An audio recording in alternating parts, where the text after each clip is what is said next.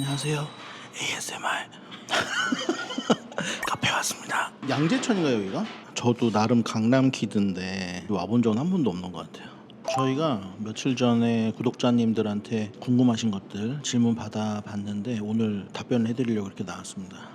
일단 저희 채널의 지금 속도를 말씀을 드리자면은 예전에는 일주일에 뭐 2개 올라올 때도 있었고 일주일에 하나씩 올라오다가 지금 일주일에 하나 올리려고 노력은 하는데 2주에 한 번 올라갈 때도 있고 그렇습니다. 이제 그 이유는 일단 첫 번째로 저도 직장인 그리고 PD님들도 직장인이라서 직장인 밴드 모임 느낌으로 지금 채널을 운영하고 있어서 약간 속도가 더딘 것도 있고 이 속도가 더딘 메인 이슈는 지금 전체적으로 패션 유튜버들의 어떤 침체기 영향을 좀 준 것 같기는 해요. 패션이라는 컨텐츠가 속도를 내서 장시간 달려나가기에 좀 한계도 있고 요즘 패션 유튜버들한테 광고도 좀 많이 줄어드는 추세고 하다 보니까 저희가 채널을 운영하는 데 있어서 이런저런 스트레스를 안 받고 장기적으로 버티기 전략에 들어가야겠다라는 나름의 어떤 결론을 내려서 무리가 안 되는 선에서 지금 속도를 내고 있는 것 같습니다. 그래서 보시는 분들은 좀 답답하고 아쉬울 수 있지만 채널의 어떤 영속성을 위해서 이런 속도를 현재는 유지하고 있다는 점,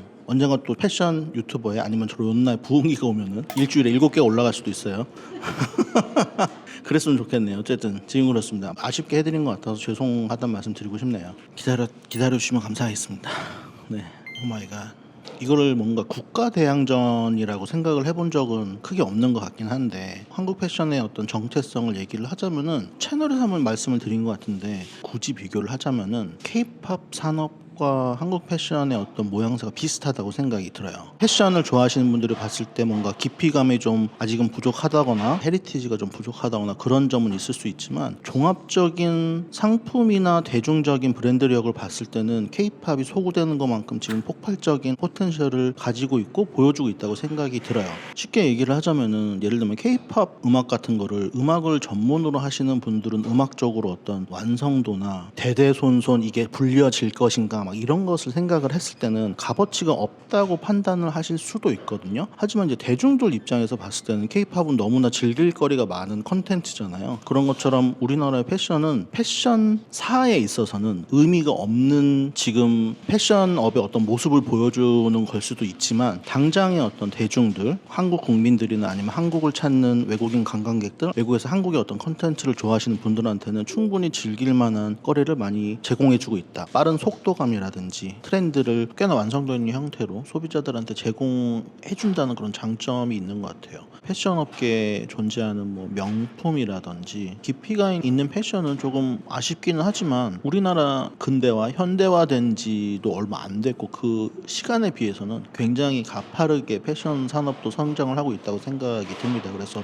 추후에는 우리나라에서도 분명히 명품 브랜드가 탄생을 할 거고 깊이감 있는 브랜드들도 디자이너 브랜드들도 점점 더 많이 생겨날 거라고 생각이 듭니다. 그리고 저는 굉장히 긍정적으로 보고 있는 편입니다. 한국 패션이 아무래도 이제 지향해야 될 점은 지금 우리에게 없는 부분, 뭔가 브랜드의 입장에서 아카이브를 쌓아가고 헤리티지를 만들어가는 작업들을 하는 것들을 지향해야 될 것 같고요. 그래서 브랜드력이 탄탄한 힘을 가질 수 있도록 외국처럼 뭐 50년, 100년 넘게 지속될 수 있는 브랜드가 탄생할 수 있도록 그런 것들을 쌓아가는 것들이 필요하다고 생각이 들고 지향해야 될 점은 지금 우리의 장점이기도 하지만 이렇게 빠르게 소비되는 어떤 트렌디의 힘을 담아내는 것 위주로 브랜드가 돌아간다면은 너무 소비 지향적이 돼서 브랜드도 금방 소비를 해버리고 소비자들도 금방 질려하고 이래서 뭔가 반짝이긴 하지만 오래 즐길 수 없는 이런 패션 산업만 전체적인 모양새가 되지 않도록 많이 노력을 해야 될 것 같아요. K-팝도 보이그룹, 걸그룹만 있으면은 지속성이 없잖아요. K-팝 좋아하시는 분들도 나중에 또 악뮤 같은 뮤지션도 좋아하고 다른 카테고리에 있는 가수들도 많이 좋아하게 되는 것처럼 다양한 속도감을 가진 브랜드들이 공존할 수 있는 시장이 됐으면 좋겠습니다. 지금 추세로 봐서는 거의 그렇게 될 가능성이 많기는 해요. 일본처럼 예를 들면 생산 단가가 높더라도 그 완성도가 꽤나 좋아서 메이드 인 코리아를 고집할 수 있는 환경이 조성이 됐으면 정말 좋겠는데 지금 전체적인 추세 자체는 아이디어나 디자인은 한국에서 만들고 실질적인 생산이나 그런 것들은 아무래도 인건비가 싼 쪽으로 넘어가지 않을까 싶기는 한데 이게 또 미래에 지금 뭐 AI가 발전하는 것처럼 봉제나 그런 것들의 자동화가 굉장히 혁신적으로 이루어져서 한국 생산이 또 가능하게 될 수도 있어요. 미래는 모르는 거니까. 근데 제가 죽기 전에는 힘들지 않을까.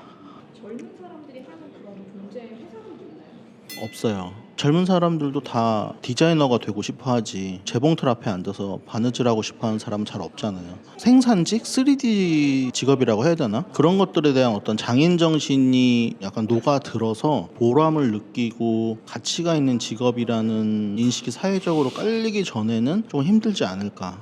이제는 생계를 위해서 재봉틀 앞에 앉는 사람은 거의 없을 거라고 생각이 들거든요. 오히려 신세 시장을 노려가지고 하는 할 수 있어요. 그런 젊은 친구들이 생겨날 거라고는 생각해요. 헤리티지가 없는데 왜 비싼 돈을 주고 사냐, 바보 같은 소비다, 이렇게 얘기를 하는 거는 결국 헤리티지가 곧 브랜드의 값어치라고 생각하시는 개념과 똑같은데 저는 꼭 그렇지 않다고는 생각이 들어요. 헤리티지란 무엇인가를 우리가 생각을 해보면 브랜드가 만들어낸 역사라고 볼 수도 있고, 브랜드의 어떤 역사 플러스 브랜드가 가지고 가는 상품의 어떤 가치, 그리고 그 상품이 현재 시대에 의미하는 바, 영향력을 주는 정도를 모두 합쳐서 헤리티지라고 볼 수 있는데, 우리가 단순하게 오래된 브랜드라고 해서 헤리티지가 있는 브랜드라고 하진 않잖아요. 만들어내고 있는 어떤 상품이나 제품이 현대의 사람들한테 굉장히 매력을 느끼게 하고 값어치를 느끼게 하는 그런 브랜드들이 곧 헤리티지가 있다고 얘기를 하기 때문에, 예를 들어서 근시일 내에 런칭을 했다고 해도 그 브랜드의 어떤 제품력이 현재 사람들에게 충분한 값어치를 제공을 해주고 매력을 느끼게 한다면은 그 또한 비쌀 이유가 충분히 되는 것 같아요. 그쵸. 모든 브랜드가 우리는 헤리티지를 만들어갈 명품 브랜드야, 비싼 브랜드야, 이렇게 시작을 하진 않죠. 지금에 있어서 막 100년 넘고 이렇게 오래된 브랜드들은 100년 전에 시작을 했을 때는 다 그냥 작은 가게들이었어요. 다 그에 걸맞는 가격을 가지고 있었고, 이게 점점 시간이 지나면서 제품의 완성도가 높아지고 더 많은 사람들이 찾게 되고 귀족들, 왕족들이 찾았다거나 이런 것들이 더해지면서 그거에 맞게 이제 가격대가 점점 올라갔다고 보시면 될 것 같아요.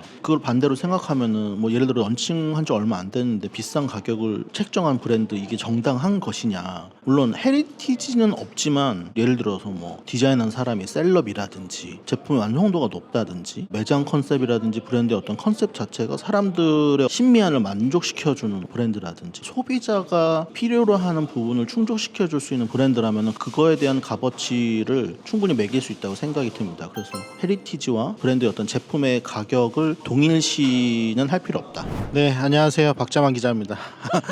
카페에 손님들이 오셔가지고 저희 촬영이 이제 좀 방해가 될까 싶어서 근처 양재천으로 나왔습니다. 날이 어두워지기 전에 마무리 해보도록 하겠습니다. 카페 구분 기준, 이거는 푸티지 브라더스 젠틀몬스터 얘기하면서 좀 얘기를 했었는데, 어쨌든 이제 패션이라는 산업 자체가 레퍼런스 기반 산업이다 보니까 보는 사람으로 하여금 약간의 카피성 아니면 참고 이런 느낌을 받는 건 어쩔 수 없다고 생각이 들어요. 실제로 작업하시는 디자이너 분들도 다른 사람들의 작업물을 보고 거기서 영감을 받을 수밖에 없고, 그런데 이제 카피냐 카피가 아니냐를 판단할 수 있는 여부는 그거를 가져다 쓰는 사람의 어떤 재해석하는 생각이 담겼냐 안 담겼냐의 여부인 것 같아요. 젠틀몬스터 얘기할 때 제가 얘기했던 포인트는, 어떤 제품을 베이스로 해서 새 제품을 디자인을 했을 때 목적 자체가 지금 잘 팔리는, 아니면 잘 팔릴 것 같은 제품을 그대로 생산을 해서 팔려고 하는 목적이냐, 돈이 목적인지, 아니면은 내가 레퍼런스로 삼고자 하는 제품을 베이스로 해서 조금 더 완성도 높은 혹은 나의 어떤 테이스트가 들어간 새 제품을 만들어내는 것이 목적이냐가 카피를 나누는 기준이라고 말씀을 드렸었는데, 그건 것 같아요. 우리가 카피인 제품들을 보면은 레퍼런스가 되는 오리지널과 비교해서 모든 것들이 다 비슷한 형태를 가지고 있어요. 그리고 우리가 그 디자이너의 어떤 생각을, 브랜드의 생각을 찾아볼 수가 없죠. 그런데 소재를 바꾼다든지 디자인 어떤 변형을 준다든지 다른 의미, 다른 관점에서 바라보는 제품이 된다든지 이런 것들이 포함이 되어야지 카피 논란에서 벗어날 수 있다고 생각이 듭니다.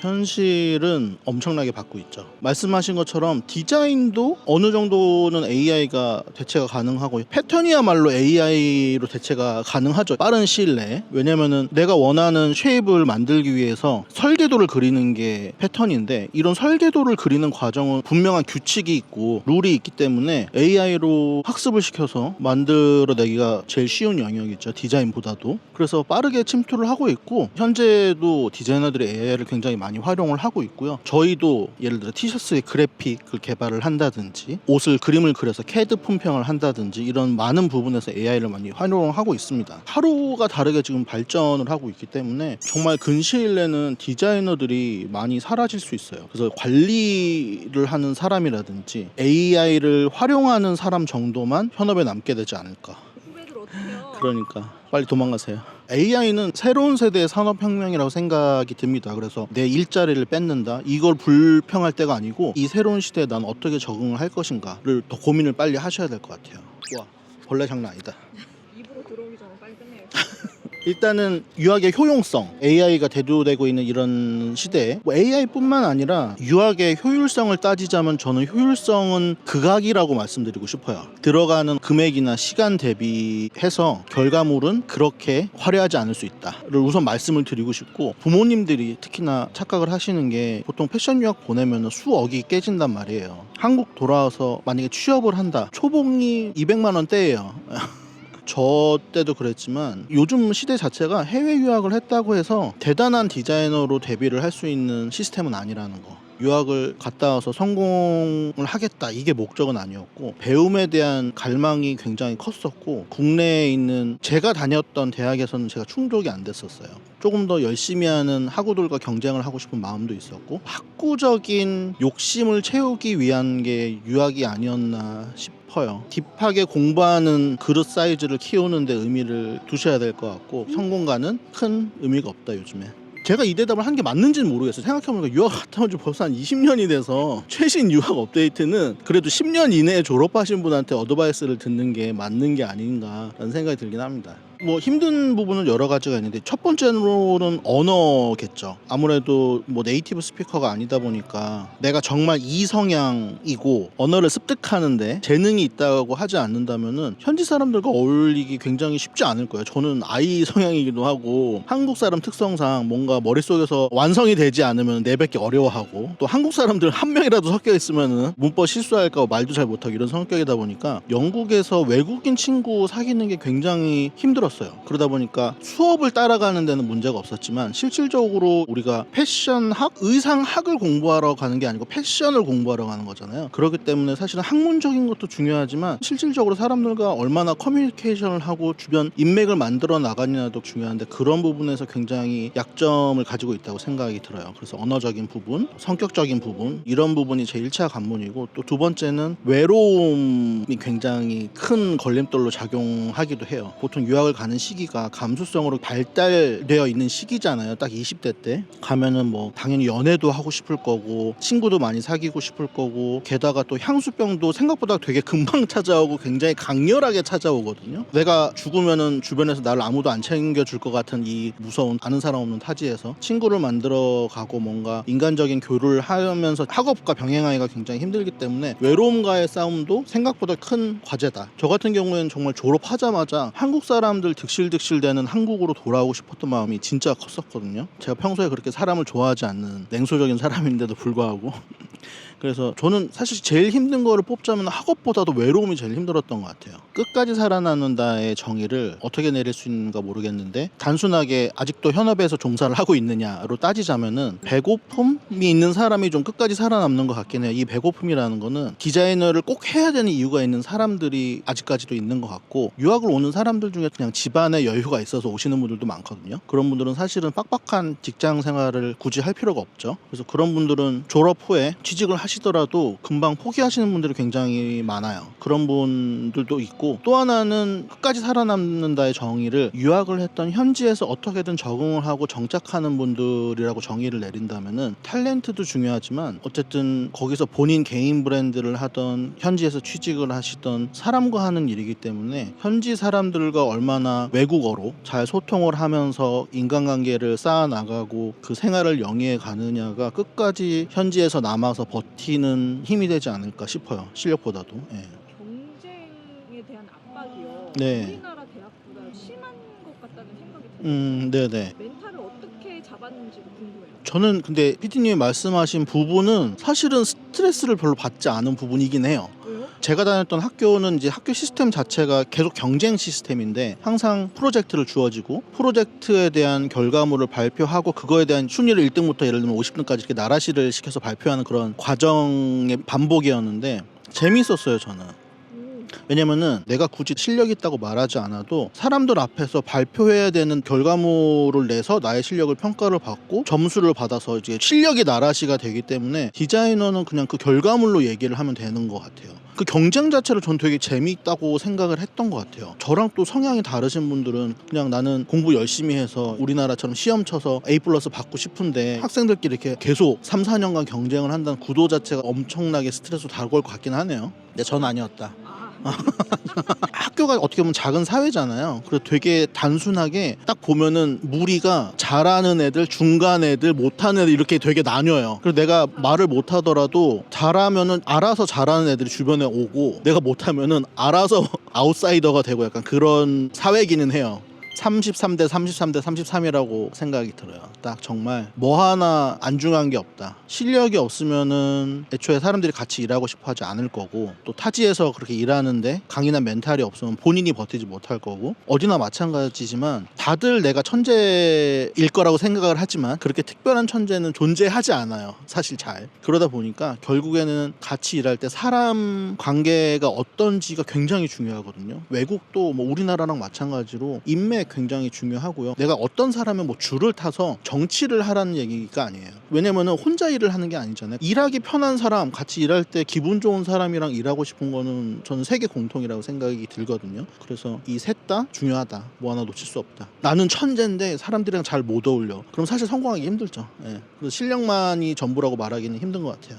본인의 오리지널리티를 얼마나 가지고 있고 표현할 수 있느냐가 더 관건이 될 것 같기는 해요. 그래서 뭔가 생각이 좀 깊은 사람, 나에 대한 고찰을 많이 해보고 세상이 돌아가는 거, 패션업계가 돌아가는 거, 아니면 디자인이 돌아가는 거에 대한 고민을 많이 해본 흔적이 역력한 사람들이 주목받지 않을까. 점점 더 많이 봐야죠. 뭐 전 신미안을 타고난다고 생각하지 않거든요. 그 타고났다는 것조차 아마 그 집안의 분위기, 부모님의 어떤 분위기 속에서 유아기 내내 거쳐온 학습된 무언가가 있을 거예요. 부모님이 어려서부터 좋은 음악을 들려준다거나 좋은 곳을 많이 보러 다닌다거나 아니면 집안에 아름다운 미술작품, 가구들 이런 것들이 항상 곁에 있었다거나 이런 뭔가 학습되는 것들이 있었기 때문에 보는 눈이 키워진다고 생각이 들거든요. 점점 더 어두워진데 괜찮나요? 그래서 신미안을 높이는 방법은 별거 없다. 많이 봐야 된다. 많이 보고 볼 때 그냥 보지 말고 남들이 아름답다고 공통적으로 얘기하는 것들이 내 눈에도 아름다워 보일 수 있도록 학습을 해야 될 것 같아요. 예를 들면은 뭐 잭슨 폴락의 그림을 모르는 사람이 봤을 때는 그냥 물감을 이렇게 뿌린 거잖아요. 우리가 빈티지 바지를 구입을 할 때도 물감이 뿌려져 있을 때 이쁘게 뿌려져 있는 게 있고 이쁘지 않게 뿌려져 있는 게 있어요. 이런 것들을 판단할 눈을 가지려면은 왜 이것이 의미가 있고 어떻게 뿌려졌을 때 아름답게 보이는가 이런 것들에 대해서 아카데믹하게 공부를 할 필요도 있어요.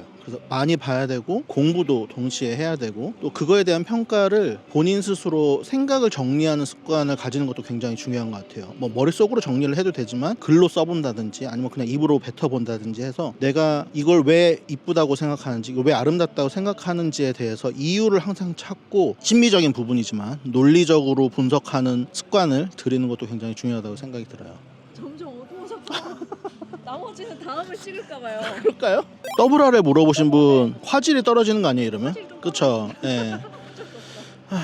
더블 R에 있냐 복각 브랜드냐 뭐가 더 궁극의 아이템이 맞냐 이런 질문을 해주신 분이 계셨었어요. 아무래도 패션업에 있다 보니까 호불호가 저도 굉장히 좀 확실한 편이거든요. 근데 복각충이라고 말 써도 되나요? 복각충을 진짜 안 좋아하거든요. 일단은 RRL이랑 일본의 어떤 복각 브랜드들이랑은 추구하는 바가 좀 달라요. 둘 다 겉으로 보면은 아메카지 어떤 루킹을 입을 수 있는 아메리칸 클래식 아이템들, 밀리터리 아이템들을 베이스로 해서 전개하는 브랜드는 맞지만 일본의 복각 브랜드들은 예전의 아이템들을 그대로 만들어내는데 집중을 하는 말 그대로 복각에 집중을 하는 브랜드들이고요. 그래서 원단을 생산하는 방식이라든지 봉제하는 방식이라든지 디테일들을 그대로 재현하는데 집중을 하는 브랜드고 WRL은 복각에 집중을 하는 브랜드가 아니고요. 빈티지, 밀리터리를 베이스로 해서 현대적으로 이 옛날 옷들 것들이 어떻게 재해석될 수 있고 어떻게 디자인을 폴로 월드에 맞게 폴로 세계관에 맞게 만들 수 있느냐에 집중을 한 브랜드라서 개념 자체가 다른 것 같아요. 단순하게 같은 가격대를 비교해 놓고 뭐 봉제 사양이라든지 원단의 어떤 퀄리티라든지 그런 것들이 무엇이 낫냐, WRA 값어치를 하느냐라고 물었을 때는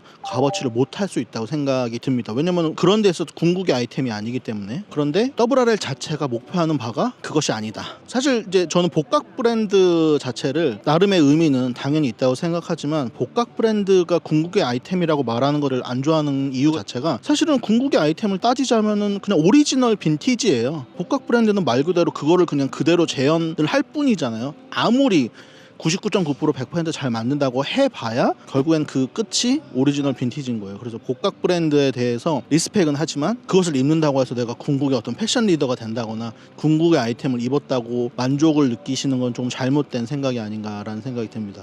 네, 오늘 이렇게 척박한 환경 속에서 물어보세요론 촬영을 했는데요. 다음번에는 조금 더 장소 섭외를 잘해서 매끄럽게 진행을 해보도록 하겠습니다. 야외에서 이렇게 촬영해봤는데 분위기 색다르고 좋네요. 날씨 점점 더워지는데 건강 조심하시고 다음에 봬요. 안녕.